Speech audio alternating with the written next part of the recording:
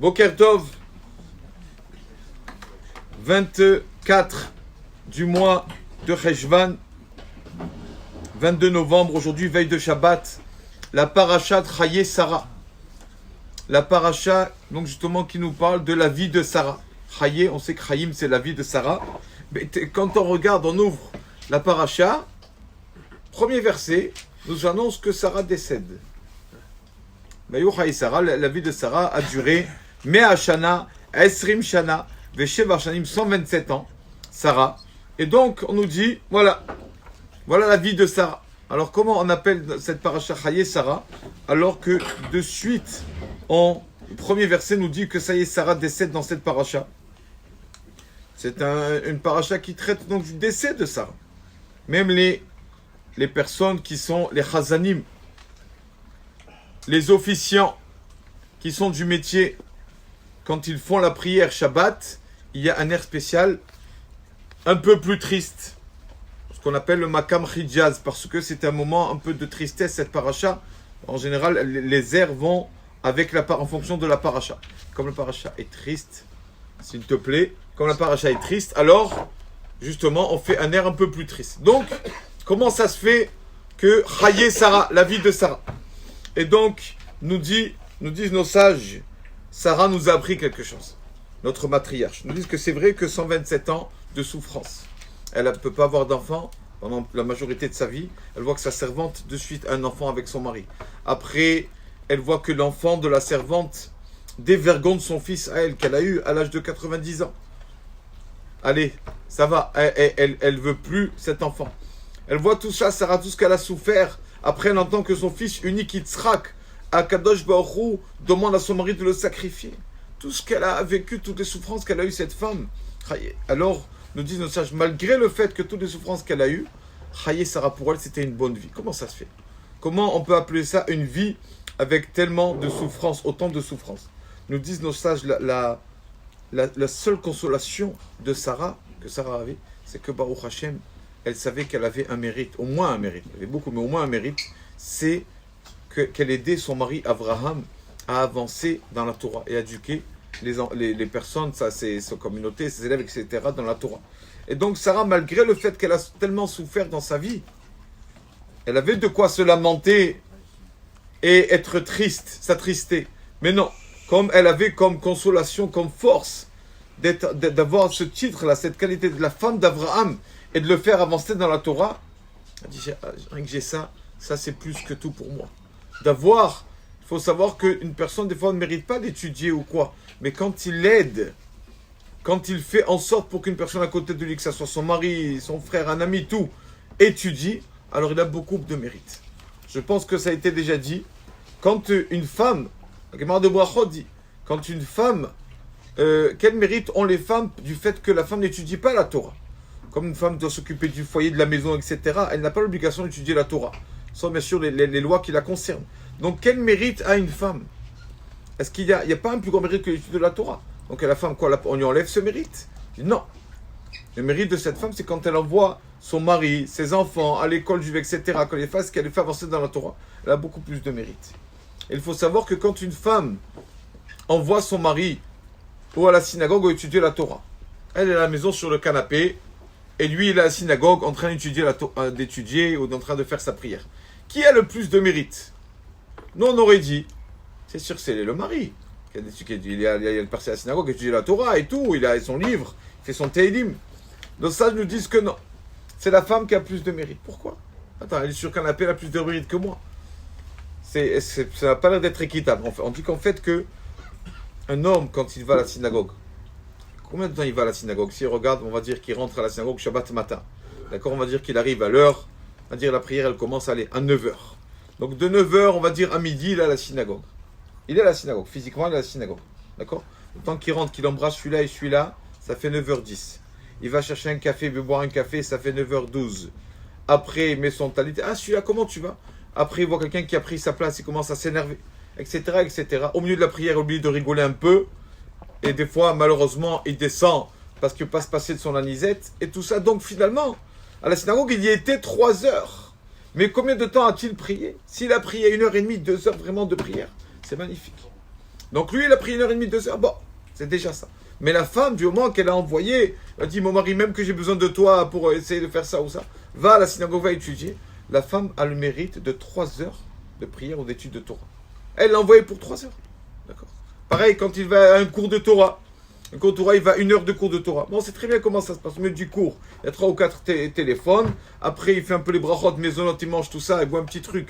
Donc, en fait, il était au cours pendant 60 minutes. Mais il a étudié, bah, amen, 45 minutes.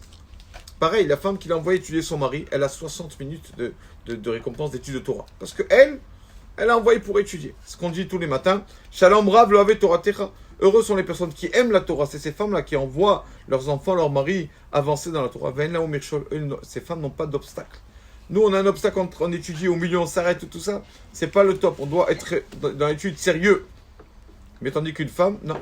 Du moment qu'elle a envoyé, ça y est. Même qui va à la synagogue, il prend son espresso, un quart d'heure, sa cigarette, 10 minutes, etc. Elle a le mérite du moment qu'elle a envoyé sur la Torah.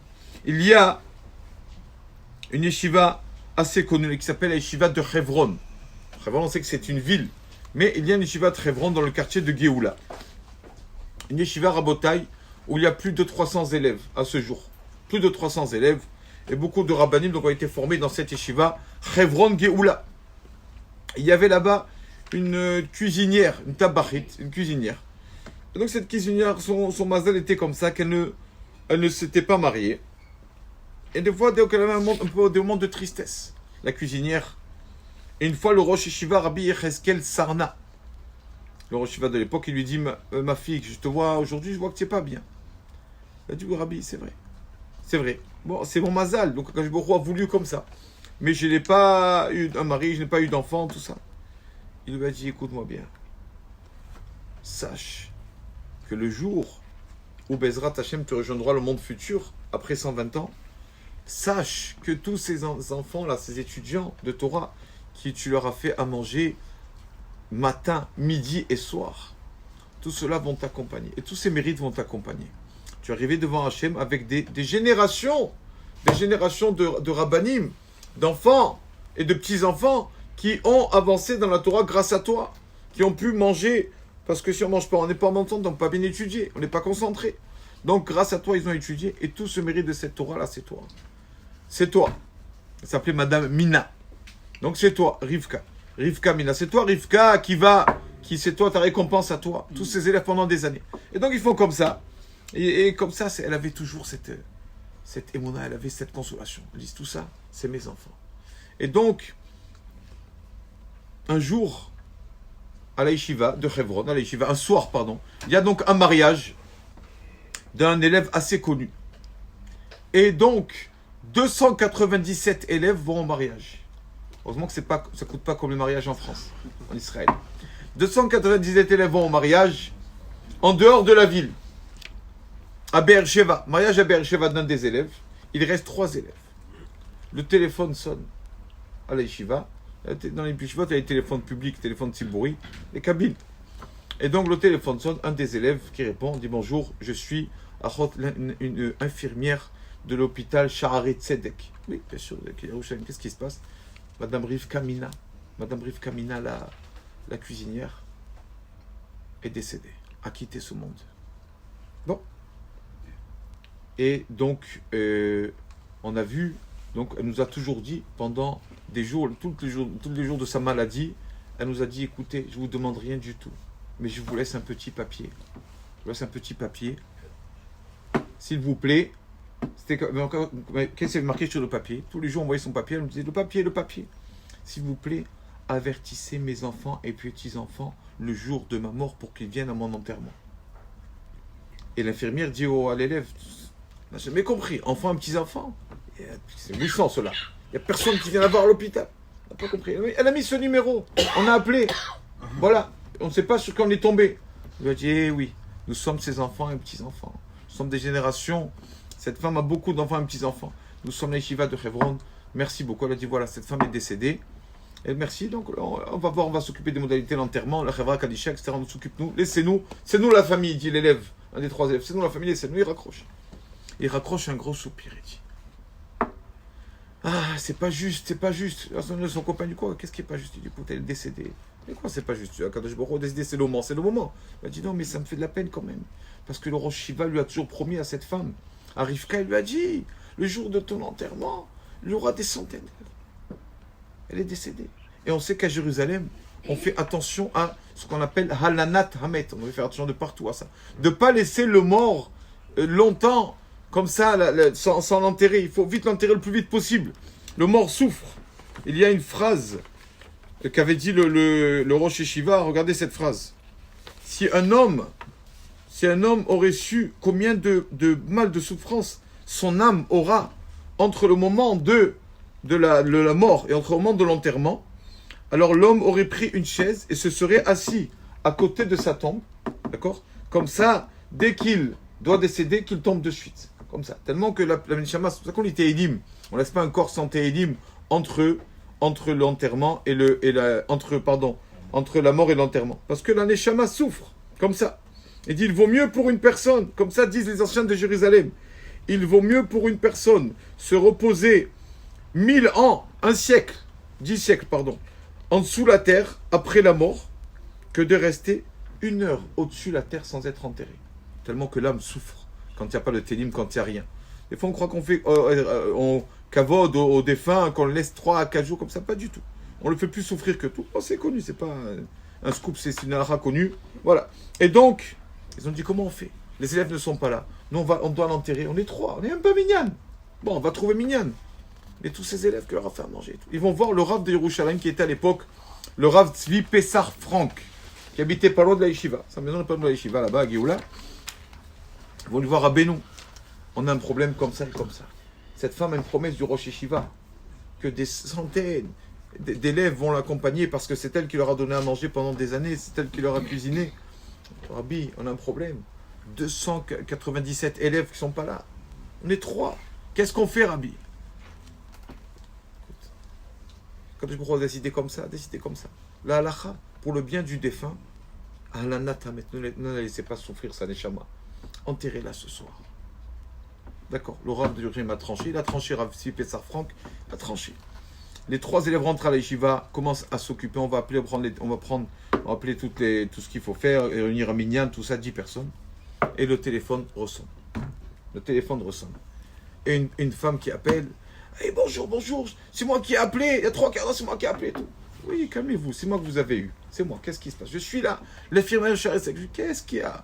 Qu'est-ce qui vous arrive? Je dis, excusez-nous, c'est très grave ce qui vient de se passer. On ne sait pas ce qu'il se passe, mais là, cette dame a été... le docteur a dit qu'elle est décédée. On voit après cela qu'elle a bougé, elle bougeait encore un peu. Et on a vu, non, excusez-nous. Pardon, c'est une erreur de ma part. Pardon. Dites à la famille, je ne connais pas la famille. Je m'excuse. C'est une erreur. Excusez-moi. Elle n'est pas morte. Et donc, il dit, oh, ça va, ne vous inquiétez pas, je vais dire la famille. La famille, c'est les élèves. Et donc, les entre guillemets, tout contents, il dit, ça va. On a encore un peu de temps, on a un peu de bonus. En tant que les élèves reviennent, tout ça. Et donc, le lendemain matin, alors, on rappelle, on dit, ça y est, cette femme est décédée. D'accord? Et donc, toute la yeshiva, et bien sûr, les bogrim, ce qu'on appelle les anciens de la yeshiva, tout ça, sont venus à Botaï. Plus de 2-3 000 élèves qui sont venus à l'enterrement de cette femme, Madame Rivka Mina. C'était ça sa famille. La Mevachelet, la cuisinière de la yeshiva de Hebron, c'était son mérite, c'était ça. Même cuisiner une personne qui étudie la Torah, tout ça, on ne sait pas quel mérite on a. On croit qu'on fait du bien à autrui, quand on étudie la Torah, on l'aide, mais c'est pas du tout. On se fait du bien à nous, on se donne des mérites à nous. C'est ça ce que l'on dit Rashi en 3 mots.